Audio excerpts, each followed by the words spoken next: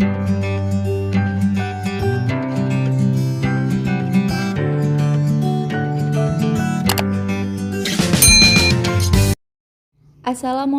warahmatullahi wabarakatuh. Hai teman-teman semua, selamat datang di YouTube channel Amel. Perkenalkan, nama saya Amalia Fasya. Saya salah satu mahasiswa Pascasarjana UIN Sumatera Utara.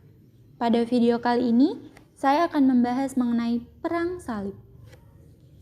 Video kali ini dibuat untuk memenuhi salah satu tugas sejarah perkembangan peradaban dan pemikiran Islam. Selamat menyaksikan. Sejarah hubungan antar agama pernah diwarnai dengan pengalaman yang sangat traumatis yang memilukan, yaitu Perang Salib. Perang ini meskipun hanya tinggal sejarah masa lalu, namun tidak jarang romantisme perang tersebut sering kali dihidupkan kembali sebagai pemantik antar penganut agama masing-masing. Fakta yang menarik bahwa ternyata dalam konflik kekerasan yang sering disebut sebagai perang suci, ternyata menyimpan banyak sekali misteri kemanusiaan yang mana membuktikan bahwa tidak ada konflik yang secara pure merupakan persembahan suci kepada Tuhan. Akan tetapi dapat dipastikan bahwa menyimpan motif-motif lain yang bersifat pragmatis untuk kepentingan keduniawian. Latar belakang Perang Salib. Pada abad ke-11, sebuah kekuatan besar muncul dari Asia Tengah.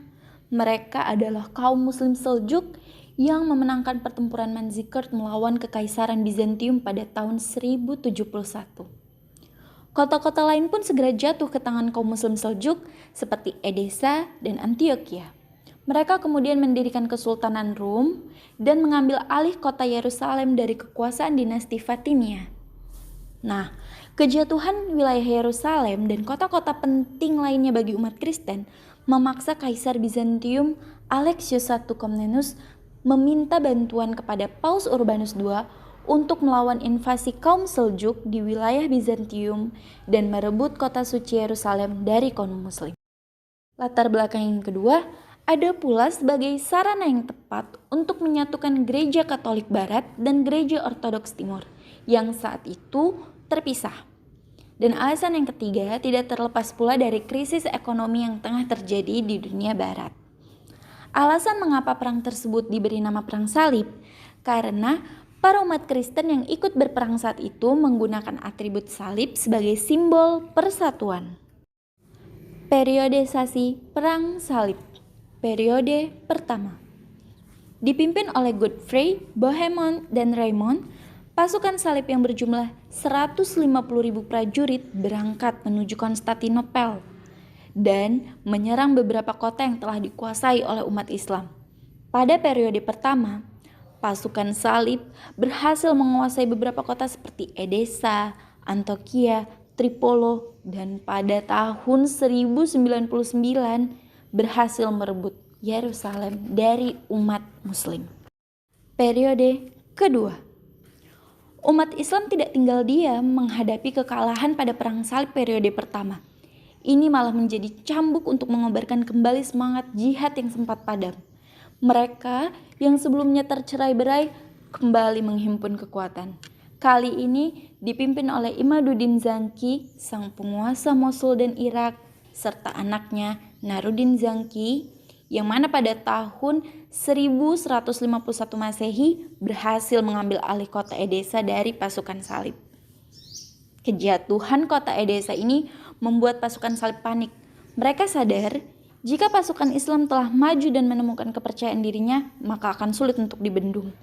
Kali ini, dengan provokasi dari Paus Eugenus III dan didukung oleh Raja Prancis Louis VII dan Raja Jerman Konrad II, Perang Salib II pecah.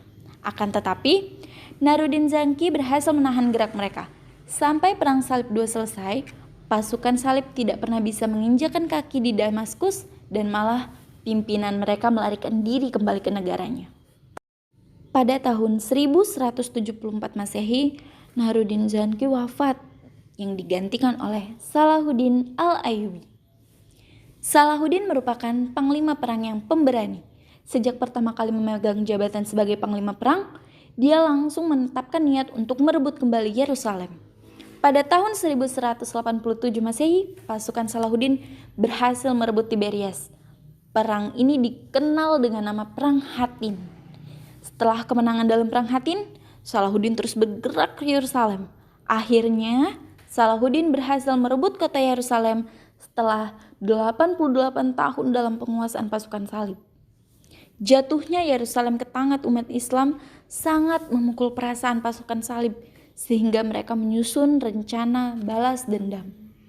Kali ini dipimpin oleh 3 orang, yakni Frederick Barbarossa, Richard the Lionheart, dan Philip Augustus. Pasukan salib kembali bergerak menuju Yerusalem.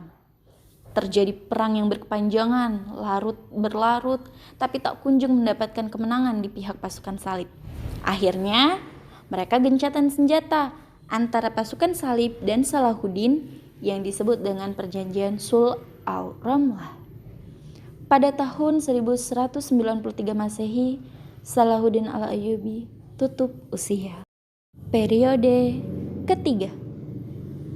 Perjanjian damai yang telah dibuat antara pasukan salib dan umat Islam hanya bertahan selama 30 tahun. Pada tahun 1219 terjadi Perang Salib III yang dipimpin oleh Frederick II dan berhasil kembali merebut Yerusalem selama 28 tahun. Nah, pada tahun 1247, di bawah pimpinan Al-Malik Al-Salih, Yerusalem berhasil direbut kembali oleh umat Islam. Setelah periode ketiga ini, yang terjadi kemudian adalah pertempuran-pertempuran kecil. Pertempuran besar kembali pecah kurang lebih 2 abad kemudian ketika pasukan Turki Ottoman berhasil merebut Konstantinopel pada tahun 1453 Masehi. Pengaruh Perang Salib. Secara umum, Perang Salib membawa kemajuan bagi masyarakat Eropa, di mana bangsa Eropa melihat kemajuan yang dibawa oleh umat Islam dan tergerak untuk mempelajarinya. Sehingga banyak tokoh cendekiawan Eropa yang muncul merupakan didikan peradaban Islam. Mengutip dari buku The Making Humanity yang menyatakan bahwa tidak ada satu segi dari bidang-bidang kemajuan Eropa yang tidak dipengaruhi oleh kebudayaan Islam. Ini menunjukkan bahwa dalam perannya peradaban Islam telah banyak memotivasi Eropa untuk maju. Saya juga mengutip Toynbee yang mengatakan orang-orang Kristen mengambil manfaat dan kemajuan peradaban dan kesenian umat Islam, tetapi permusuhannya bersejarah fanatisme Kristen dengan Islam tidak pernah berkurang. Nah, selain dari sisi positif tersebut, dampak negatif yang ditimbulkan jauh lebih besar dan bahkan sampai sekarang masih hidup dan berakar. Norman Daniel dalam Islam and the Ways, The Making of an Image menggambarkan bagaimana pandangan orang Barat atau Kristen terhadap Islam berdasarkan sumber-sumber bacaan Eropa yang ditulis selama era 1100 sampai 1350, di mana kerap digambarkan citra negatif tentang Islam. Nah, untuk menjalin kembali hubungan yang damai dan harmonis, sangatlah perlu pelurusan citra-citra negatif dan sejarah tentang Islam itu sendiri. Karena bagaimanapun, hubungan yang harmonis antara Timur dan Barat akan menentukan baik buruknya masa depan dan perdamaian dunia. Terima kasih telah menyaksikan video saya. Wassalamualaikum warahmatullahi wabarakatuh.